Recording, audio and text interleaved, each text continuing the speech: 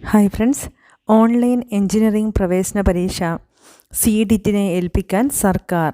Engineering പ്രവേശന പരീക്ഷ ഓൺലൈനായി നടത്താനുള്ള ചുമതല സർക്കാർ സ്ഥാപനമായ CDETനെ ഏൽപ്പിച്ചേക്കും.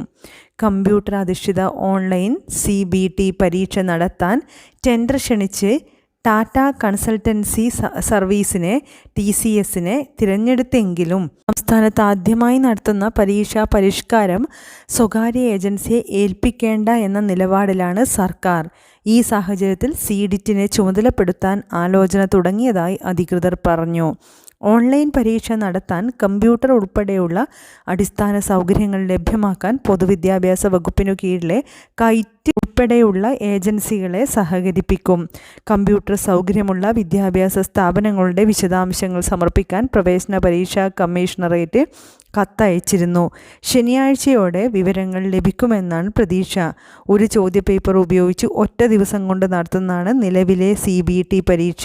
1,00,000-ലേറെ വിദ്യാർത്ഥികൾ അപേക്ഷിക്കുന്ന എഞ്ചിനീയറിംഗ് പ്രവേശന പരീക്ഷ ഒറ്റ ദിവസത്തിൽ പൂർത്തിയാക്കാനാവില്ല. അതിനാൽ JEE പരീക്ഷാ മാതൃകയിൽ ഒന്നിലേറെ ദിവസമെടുത്ത് വെവ്വേറെ ചോദ്യപേപ്പർ ഉപയോഗിച്ച് ഓൺലൈൻ പരീക്ഷ നടത്തേണ്ടി വരും. കാര്യക്ഷമമായ സോഫ്റ്റ്വെയർ തന്നെ ഇതിനു വേണ്ടി വരും. അതിനുള്ള സാങ്കേതിക ശേഷി CDETൽ ലഭ്യമാകുമോ എന്നും പരീക്ഷാ കമ്മീഷണറേറ്റ് പരിശോധിക്കുകയാണ്. ഇതൊക്കെ വിലയിരുത്തിയ ശേഷമാവും ഓൺലൈൻ പരീക്ഷാ ചുമതല CDETനെ ഏൽപ്പിക്കുന്ന കാര്യം ഔദ്യോഗികമായി തീരുമാനമാകുക. എന്തായാലും ഓൺലൈൻ എഞ്ചിനീയറിംഗ് പ്രവേശന പരീക്ഷ തന്നെയാണ് എന്നാണ് ഇതിൽ നിന്ന് അതായത് കീം റിട്ടൺ അല്ല, ഓൺലൈൻ ആയിട്ടായിരിക്കും എന്ന് തന്നെയാണ് ഇതിൽ നിന്ന് മനസ്സിലാവുന്നത്. JEE മാതൃകയിൽ അതാരെ ഏൽപ്പിക്കുമെന്നുള്ള തീരുമാനം TCSനെ ഏൽപ്പിക്കാൻ ഇപ്പോൾ താല്പര്യമില്ല. പകരം ഗവൺമെൻറ് ഏജൻസിയായ CDETനെ ഏൽപ്പിക്കാനാണ് സാധ്യത എന്നാണ് അറിയുന്നത്.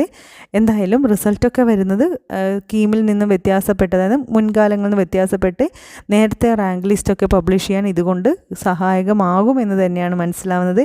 എന്തായാലും തയ്യാറായിക്കോളൂ. ഈ വർഷം എഞ്ചിനീയറിംഗ് ആർക്കിടെക്ചർ പ്രവേശന പരീക്ഷയ്ക്ക് തയ്യാറാവുന്നില്ലേ, കീം എക്സാമിന് വേണ്ടി തയ്യാറാവുന്ന വിദ്യാർത്ഥികൾ എക്സാം ഓൺലൈൻ ആവാനുള്ള സാധ്യത തന്നെ ഏറി വരികയാണ്.